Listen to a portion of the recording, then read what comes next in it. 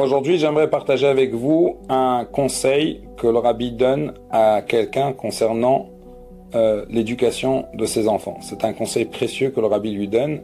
C'est une personne qui s'adresse au rabbi en exprimant les difficultés qu'il rencontrait par rapport au comportement de ses enfants.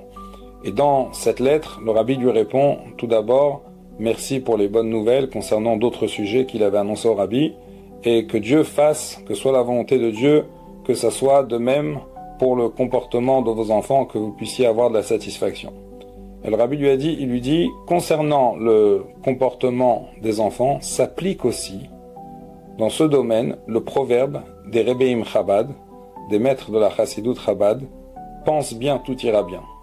La source de ce proverbe, elle est du Tzemar Tzedek Rabbi Menachem Mendel, le troisième rabbi de la lignée Chabad, des Rebbeim Chabad.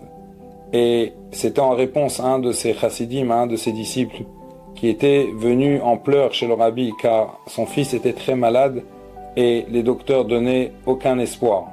Et dans ce désespoir, il s'est tourné en pleurs vers le rabbi. Et le rabbi lui a répondu « Tracht gut vetzain gut » en yiddish, ce qui veut dire « pense bien, tout ira bien ». Et il lui a expliqué que lorsqu'on se conditionne et qu'on pense bien et on considère que la chose va se résoudre et que tout va bien se passer, alors ça a un impact sur la situation et ça va faire que tout ira réellement bien. Et ce chassid a appliqué les paroles de son rabbi, du Tzemar Tzedek, et en retournant chez lui, il a appris que son fils allait mieux et que dans un deuxième temps, son fils a guéri et Baruch Hashem, il s'en est sorti.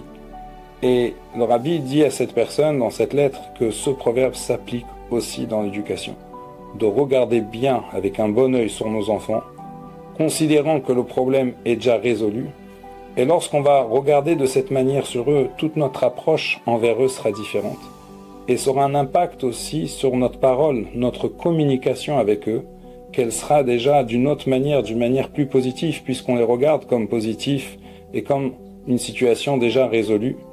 Et bien sûr, leur retour des enfants envers nous sera aussi différent.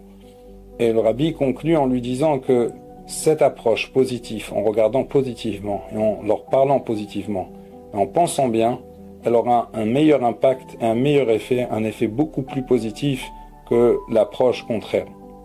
Alors, appliquons ce conseil précieux du rabbi, regardons d'un bon œil et d'une manière positive sur nos enfants, et nous aurons, si Dieu veut, tous du nachat, de la satisfaction de nos enfants.